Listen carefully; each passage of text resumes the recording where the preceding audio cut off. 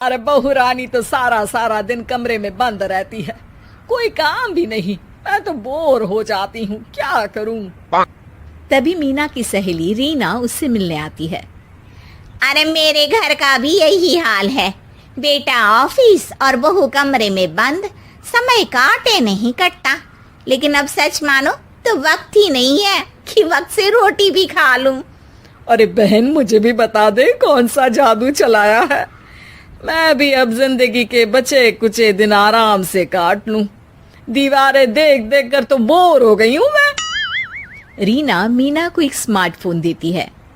ये ले, ये है वो छड़ी जो जादू करती है। इसमें मैंने तेरा फेसबुक अकाउंट भी बनाया है, एंजल प्रिया के नाम से। बस अब यहाँ दोस्त बना और सबसे बातें कर। सास को पहले तो उतना समझ नहीं आता है, लेकिन धीरे धीरे वो उसकी आदत डाल लेती है। माँ जी जल्दी से खाना खा लीजिए, मुझे थोड़ा काम है। अरे तू जा, मैं खा लूंगी, अभी वक्त नहीं है। और सासू माँ मोबाइल में मुंह गड़ाए जवाब दे देती है। बहू समझ ही नहीं पाती और वहां से कमरे में चली जाती है। अचानक सास को किसी प्यारी पिंकी की फ्रेंड रिक्वेस्ट आती है। अरे वाह, ये तो कोई प्यारी सी लड़की लगती है, बात करती हूँ। सास फ्रेंड रिक्वेस्ट अपनाकर बात करने लगती है। अब क्या था, सास सारा दिन उस सहेली से बात करती, अपनी कहती उसकी सुनती। एक दिन सास फोन पर ही सर गड़ाए। अरे बहू, जरा मंदिर के लिए थाली सजा दे, आज कीर्तन है। बहू फोन पर किसी को मैसेज टाइप करते कहती है। माँ जी क्या है, अब मुझे क्या पता कि आपको कौन कौन से भगवान की पूजा करनी होती है।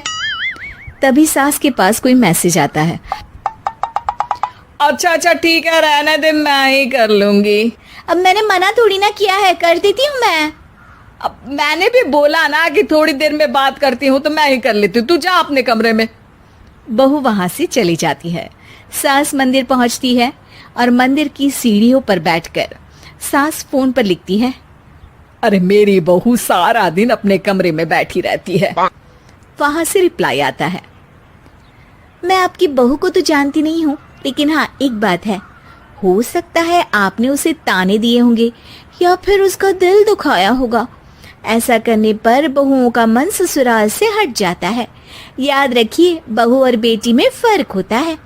सास घर जाती है और बहू से बड़े ही प्यार से बात करती है, उसके लिए खाना बनाती है, उसे गिफ्ट में साड़ी भी देती है। जिसके बाद अगले दिन, माँ जी चलिए, आज मैं भी आपके साथ मंदिर चलती हूँ, आते वक्त भोले भैया के गोलगप्पे खाकर आएंगे।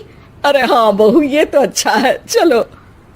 सास मन में सोचती है कि उसकी फेक बुक वाली दोस्त कितनी अच्छी है। उसके समझाने से उसे उसकी बहू वापस मिल गई। वो बहू को अपनी दोस्त के बारे में बताने का सोचती है, लेकिन फिर चुप हो जाती है। बहू फोन पर टाइप करती है।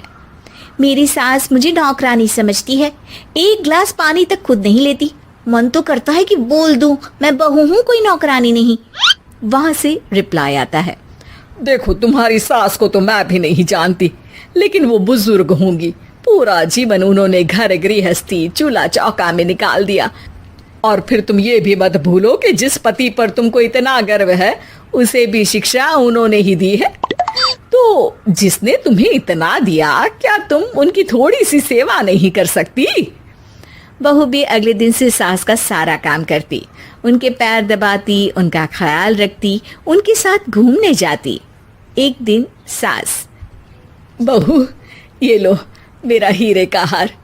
पहले तो सोचा था कि अपनी बेटी को दूंगी, लेकिन आज जब मेरे हाथ पैर में दर्द था तो तुम मेरा साथ दे रही थी। समय पर खाना पानी देकर तुमने ही मेरा बुढ़ापे में साथ दिया। उसके हिस्से का बहुत कुछ मैं उसे दे चुकी हूँ, लेकिन ये अब तेरा। बहू तो ये देखकर खुशी से उछली जाती है। वो सास को गले लगाकर कहती है, माँ जी आज सच में बहुत अच्छी है।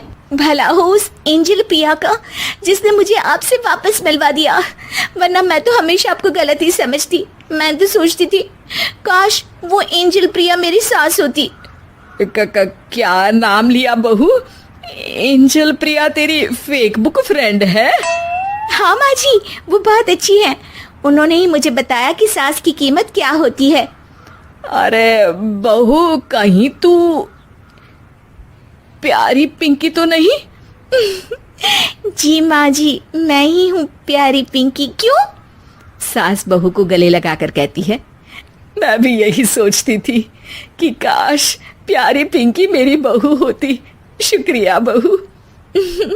सासू माँ, शुक्रिया तो हम दोनों को फेसबुक और सोशल मीडिया का करना चाहिए, जिसने हम दोनों को एक दूसरे से दिल से मिला दिया।